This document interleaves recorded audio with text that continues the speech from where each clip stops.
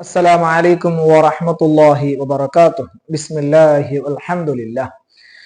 ജമാഅത്ത് സുന്നത്തില്ലാത്ത സുന്നത്ത് നിസ്കാരങ്ങളെ കുറിച്ചാണ് നമ്മൾ പറഞ്ഞുകൊണ്ടിരിക്കുന്നത്. അതിൽ ഒന്നാമതായിട്ട് റവാത്തിബ് നിസ്കാരം അഥവാ ഫർള് നിസ്കാരങ്ങളുടെ മുൻപും ശേഷവുമുള്ള സുന്നത്ത് നിസ്കാരങ്ങളെ കുറിച്ച് നമ്മൾ പറഞ്ഞു.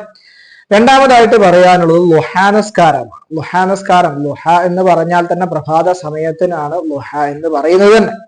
അപ്പൊ ഈ ളുഹാ നിസ്കാരത്തിന്റെ ഏറ്റവും ചുരുങ്ങിയത് അത് 2 റക്അത്താണ്. ഏറ്റവും കൂടിയത് എന്ന് പറയുന്നത് അത് 12 റക്അത്തും.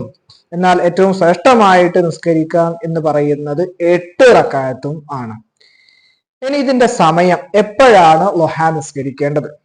അത് ഉദയം തുടങ്ങി അഥവാ സൂര്യൻ ഉദിച്ച് ഒരു വസ്തുവിന്റെ നീളം അതിനോളമായത് മുതൽ സൂര്യൻ മധ്യത്തിൽ നിന്ന് തെറ്റുന്നത് വരെ അഥവാ ളുഹറിന്റെ സമയം വരെ. അപ്പം സുബഹി നിസ്കാരം കഴിഞ്ഞ ഉടനെയോ അല്ലെങ്കിൽ സൂര്യൻ ഉദിച്ച ഉടനെയോ അത് ളുഹയുടെ സമയം അല്ല, മറിച്ച് സൂര്യൻ ഉദിച്ച് അല്പം കഴിഞ്ഞതിന് ശേഷമാണ് ഈ ളുഹയുടെ സമയം ആരംഭിക്കുന്നത്.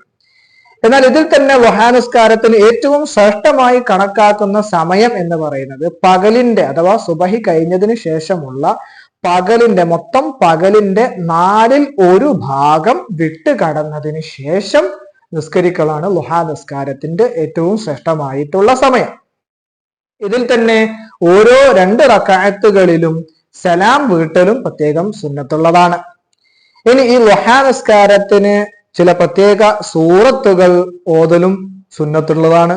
അതിൽപ്പെട്ടതാണ് വശംസ് വളുഹാഹ എന്ന സൂറത്ത് ഷംസ്, സൂറത്തുൽ ളുഹ അഥവാ വല്ലുഹ വല്ലൈലി ഇദാ എന്ന സൂറത്തും, അതുപോലെ സൂറത്തുൽ കാഫിറൂന, സൂറത്തുൽ ഇഖ്ലാസും എന്നീ 4 സൂറത്തുകൾ അത് പ്രത്യേകം ഓതൽ വാരിദായി വന്നിട്ടുള്ളതാണ്.